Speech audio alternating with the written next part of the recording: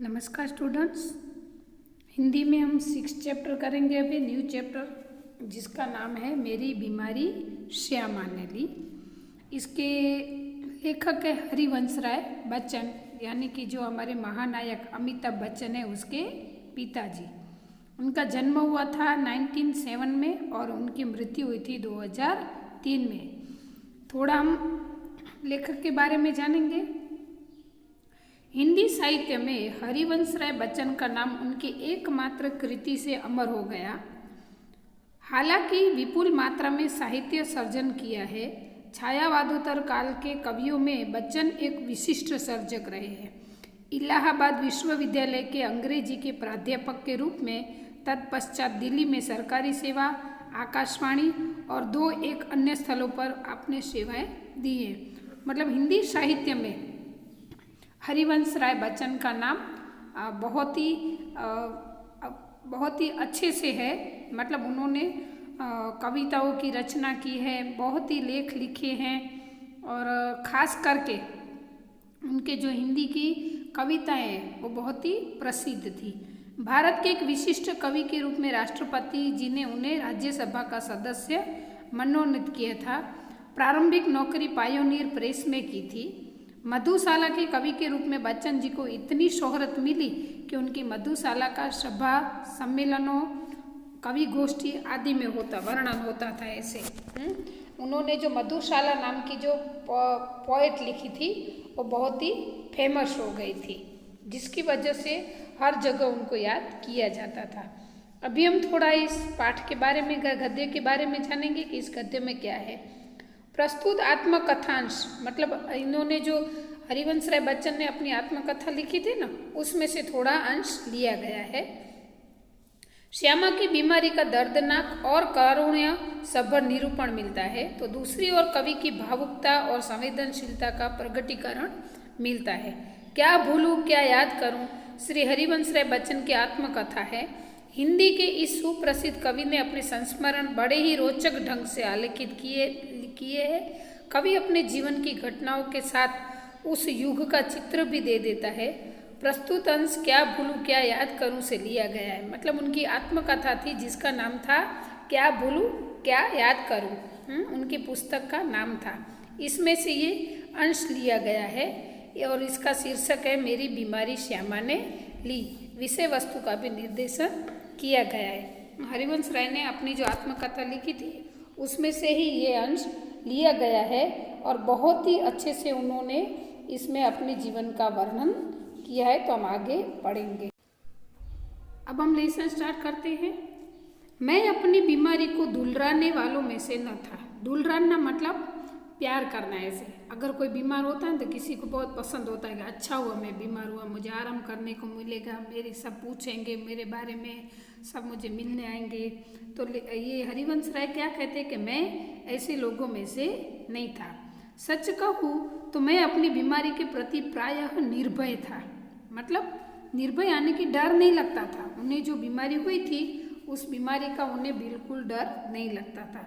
शायद मैंने गांधी जी के ही लेख में कहीं पढ़ा था कि बीमार होना अपराध है। गांधी जी ने किसी लेख में लिखा था कि व्यक्ति को बीमार होना अपराध है, तो वो बच्चन जी ने पढ़ा था। हमें जो शरीर दिया गया है उसे हम स्वस्थ न रखें तो हम अपराधी तो है ही। उनका मानना था कि हमें शरीर मिला है, उसको स्वस्थ रखने की जवाबदारी हमारी होती है। अगर हम इसे स्वस्थ नहीं रखते हैं तो हम उसके लिए अपराधी है। मैं इस तर्क को कुछ और आगे ले गया था। अपराधी को दंड देना चाहिए। यहाँ तक तो गांधी जी की बात थी, लेकिन हरिवंश राय बच्चन ने उसमें इतना ऐड किया कि जो ऐसे अपराधी होते हैं उनको दंड देना चाहिए, कि जो अपने शरीर का ख्याल नहीं रखते। बीमारी कब होती है कि हम अपना ख्याल नहीं रखते, तभी हम बीमार होते हैं, वरना नहीं होती है। मुझे जब कभी छोटी मोटी बीमारी होती, जुकाम, बुखार, खांसी, सिर दर्द, तो मैं खाट पर न लेटता और भी अपने से काम लेता। मुझे भरे फूट बुखार में अपनी रात की ट्यूशनों पर जाने का याद है। बच्चन जी क्या कहते हैं कि छोटी मोटी बीमारी होती है ना, उसको तो मैं इग्नोर ही करता हूँ। मेरी जो रेगुलर जो मेरे काम है, तो ऐसे सर्दी, जुकाम, खांसी, इसमें तो मैं कभी सोता ही नहीं हूँ। मैं हमेशा उसको इग्नोर करके काम ही करता रहता हूँ। लेकिन और दूसरी बात ऐड करते हुए कहते हैं कि मुझे ये भी याद है कि मुझे बहुत जोरों का बुखार था, फिर भी मैं मेरे ट्यूशन पढ़ाने के लिए जाता था। बुखार की गर्मी और तेजी में तो मैं और जोश से पढ़ा था। मजदूरी करके रोटी कमाने वाले को बीमार पड़ने का क्या अधिकार है? बीमारी अमीरों की हमदर्दी हरमजदगी है, गरीबों को उसे अपने पीछे लगाना चाहिए। मतलब जो अमीर लोग होते हैं उसके लिए बीमार होना ठीक है, जो गरीब है उसको तो बीमारी को पीछे हटा देना चाहिए, वरना फिर वो काम कैसे करेंगे। लिखने में तो ऊंचा बुखार मुझे सब तरह से सहायक, प्रेरक और प्रोत्साहक लगता। एक तरह की आग जिसे मेरी अनुभूतियों में ताप आता, जिसे घल पिघल कर मेरा हृदय ढलता। एक तरह की भट्ठी जो मेरे विचार, भाव, कल्पनाओं को उबाल देकर उच्छलित कर देती थी। मतलब जब लेखक को बुखार आता था तो ये सारे क्वेश्चन उनके मन में आते थे कि अगर मैं सो जाऊंगा, इतने गर्म बदन है, तो फिर मेरे काम कौन करेगा। ऐसे तो ये विचार और कल्पनाओं के ही सीमित रह जाता था। हल्के बुखार में तो मेरे सब काम हस्म मालूम होते रहते थे। मतलब भी एकदम नॉर्मल तरीके से वो हल्के बुखार में सब काम कर लेते थे। कोई मेरा बदन छूकर कभी कहता कि तुम्हें तो बुखार है, तो मैं पट से जवाब देता था कि हाँ बुखार है और मैं भी हूँ। उसका मजाक उड़ाते हुए कहते थे कि बुखार भी और मैं भी हूँ, तो क्या हुआ ऐसे। शायद किपलिंग ने अपनी आत्मकथा में लिखा है कि कभी कभी उसे बुखार में भी काम करना पड़ता था, और जब वह बुखार में होता था तो अच्छी कहानियाँ लिखता था।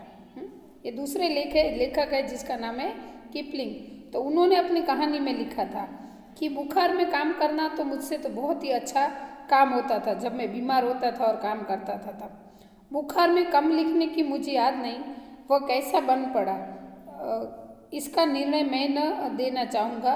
प्रसंग वो मुझे याद आ रहा है कि अपनी दो चट्टानों की, मतलब यहाँ पे कभी कभी ये हरिवंश राय बच्चन, इनका भी कहना है कि अगर बीमारी को हम इग्नोर नहीं करेंगे तो वो हम पे हावी हो जाएगी। थोड़ा बहुत तो हमें इग्नोर करना ही चाहिए। हाँ, उसको दूर करने के लिए प्रयास करने चाहिए। बीमार हुए हैं वो सोचकर हम बैठ जाएंगे तो और भी ज़्यादा हमें तकलीफ होगी और वो बीमारी हम पे हावी हो जाएगी। तो इस पैराग्राफ में हरिवंश राय बच्चन यही कहना चाहते हैं कि जैसे उन्होंने अपने ट्यूशन कराए हैं, सब कुछ काम किया है, बुखार की अग्नि को ऐसे भट्टी का उपमा देकर उसको इग्नोर कर दिया है, और इसके लिए लेखक अपना एक प्रसंग याद दिलाते हैं जो आगे वर्णन करते हैं, जो हम पढ़ते हैं।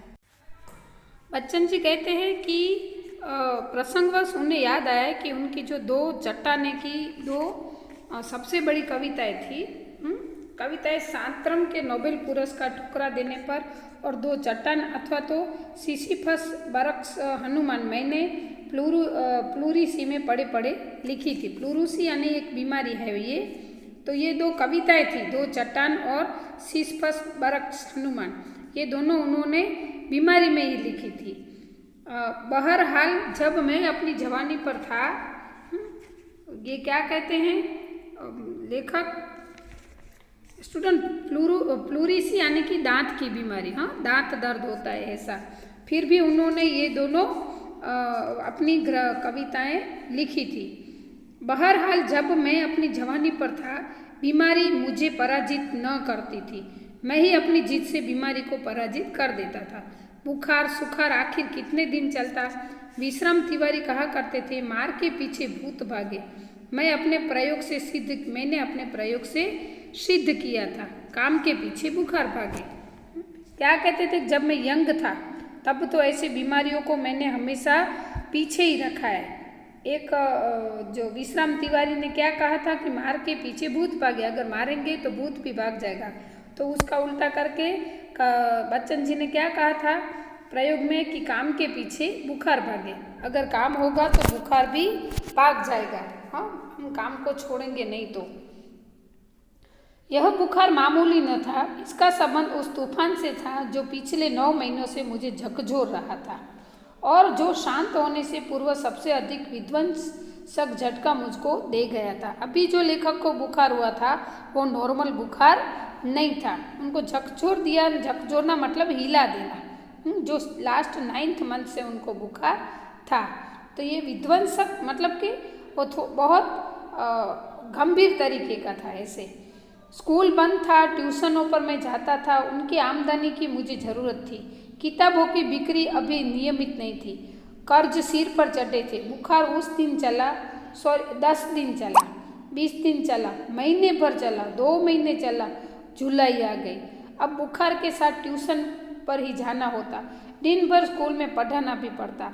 बुखार का नमूना वही, सुबह बिल्कुल नहीं, शाम को 101 डिग्री 102 के बीच। कमजोरी दिन दिन बढ़ती हुई। ये लेखक क्या कहते हैं कि उनको बुखार बहुत तेज होता गया, उनको कमजोरी आती गई। फिर भी वो ट्यूशन जाते थे अपने किताब, क्योंकि दवा में उनको बहुत सारे पैसे लग गए थे, तो कर्जा भी हो गया था। कमजोरी दिन प्रतिदिन उनको बढ़ती जाती थी। दवा शौकिया, दवा बाटू, एक होम्योपैथिक कर रहा था। कभी कभी सोचता क्या मुझे तपेदिक हो गया है तो एलोपैथी का इलाज तो अपने बूते से बाहर है। ये एक बीमारी है, तपेदिक यानी कि टीबी की बीमारी है, जो बहुत ही गंभीर बीमारी पहले मानी जाती थी। तो वो कभी कभी सोचते थे कि मुझे क्या ये बीमारी है, लेकिन इसका इलाज तो बहुत ही महंगा होता था, इसलिए वो उनके बूते से बाहर है, मतलब कैपेसिटी से बाहर था। क्या उस समय मेरे जीवा पर सरस्वती बैठी थी, जब मैंने कहा था कि श्यामा का बुखार मैं लेने जा रहा हूँ, बैठी हो तो कितना अच्छा है। क्या मैं बीमार हूँ इसलिए श्यामा स्वस्थ है, जिसने पिछले 6 वर्षों से इन महीनों में ज्वर मुक्ति नहीं जानी है। मतलब श्यामा को क्या था कि वो बीमार रहती थी, मतलब उसको बुखार रहता था। तो बच्चन जी ने एक बार मजाक में बोला होगा कि तेरा बुखार मुझे मिल जाए, तो फिर उनको ऐसा लगता था क्या ये बात मेरी सच हुई है, क्योंकि बहुत पिछले कई महीनों से उनको श्यामा जी को बुखार, मतलब उनकी पत्नी है, श्यामा हरिवंश राय जी की पत्नी थी, वो स्वस्थ थे, लेकिन हरिवंश राय को बुखार ज़्यादा था। पर श्यामा को मेरी बीमारी भीतर ही भीतर खाए जा रही थी। उसने अपने इच्छा बल से जैसे अपने को स्वस्थ कर लिया था कि वह भी मेरी चिंता बन न जाए। श्यामा खुद बीमार रहती थी, लेकिन फिर उन्होंने अपने आप को मजबूत कर लिया था ताकि बच्चन जी को उनका टेंशन न हो जाए। उसके अतिरिक्त मेरी बीमारी का शायद किसी को पता भी न था, क्योंकि सारे काम को सामान्य रूप से किए जाता था। घर में कराऊँ, मैंने टाल मटोल की तो उसने ब्रह्मास्त्र छोड़ दिया। मतलब टाल मटोल करना मतलब मनमानी करना, कि मैं दवा लूँगा नहीं लूँगा, ऐसे आनाकानी की। तो उन्होंने अपना ब्रह्मास्त्र, किसने, तो श्यामा ने क्या ब्रह्मास्त्र छोड़ा कि मैं जब तक अपने को डॉक्टर को न दिखाऊंगा तब तक वो खाना नहीं खाएगी। श्यामा जी ने बच्चन जी को बोला कि अगर आप दवाई नहीं लोगे तब तक मैं खाना नहीं खाऊंगी। डॉक्टर मुखर्जी को भय था कि मुझ पर क्षय का आक्रमण हुआ है, क्षय यानी कि टीबी। नुस्खा उन्होंने लिख दिया और कुछ दिन चिंता मुक्त होकर पूरी तरह आराम करने को कहा। नुस्खा मुझे मौत का परवाना लगा। क्या मेरी विदा का समय आ गया? क्या इतने ही दिनों के लिए आया था? इतना ही गाने गुनगुनाने, केवल इतना श्रम संघर्ष करते, इतने दुख संकट उठाने, स्वागत के ही साथ विदाई होती देखी तैयारी, बंद लगी होने फूल के मेरी जीवन की मधुशाला। क्या मैंने अपनी भविष्यवाणी स्वयं कर दी थी? सबसे मर्मवेदी प्रश्न क्या था?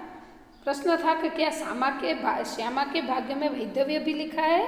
हाँ, लेखक ने सोचा कि क्या मुझे कोई इतनी बड़ी बीमारी हुई है, क्योंकि डॉक्टर ने भी उनको ऐसे दवाइयाँ लिख के दी थी कि तुझे बहुत ही भयानक बीमारी हुई है। तो वो क्या सोचते थे कि क्या अभी मेरी मौत निश्चिंत है? क्या ये मेरे मौत का परवाना लगा उनको, कि ये जैसे खबर लेके आया है कि अभी तेरी मृत्यु निश्चिंत है।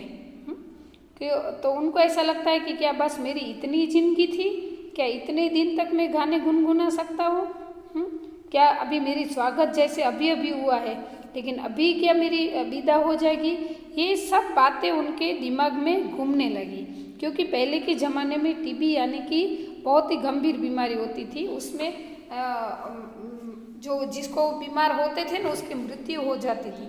लेकिन अभी हमारे विज्ञान ने इतना विकास कर लिया है कि उनकी भी दवाई आ गई है। अभी इस बीमारी के लिए सिर्फ 9 महीने का 6 महीने का ऐसा कोर्स करना पड़ता है तो आदमी स्वस्थ हो जाता है। तो इस गंभीर बीमारी के लिए थोड़ा उन्होंने सोचना शुरू कर दिया कि क्या अभी मेरी श्यामा के भाग्य में क्या वैधव्य ही लिखा है, क्योंकि उनकी मृत्यु हो जाएगी तो उनकी पत्नी फिर विधवा हो जाएगी। तो ये इस बार जो 9 महीने तक चलने वाला बुखार था, इसलिए उनको उनकी जो बीमारी थी उसके सब लक्षण देखने को मिले और डॉक्टर ने भी उनको बोल दिया था कि शायद तुझे क्षय है। तो इस गंभीर बीमारी के लिए उन्होंने बहुत कुछ सोचा और फिर सोचते हैं कि अगर ऐसा होगा तो मेरी पत्नी फिर विधवा हो जाएगी या कि मेरा मृत्यु होगा। स्टूडेंट, इस लेसन का फर्स्ट पार्ट यहाँ पे ख़त्म होता है। सेकंड पार्ट हम नेक्स्ट वीडियो में देखेंगे। ये मैंने पहले बताया, ये अमिताभ बच्चन के पिताजी हरिवंश राय बच्चन की रियल स्टोरी है, तो आपको अच्छी लगेगी। अस्तु।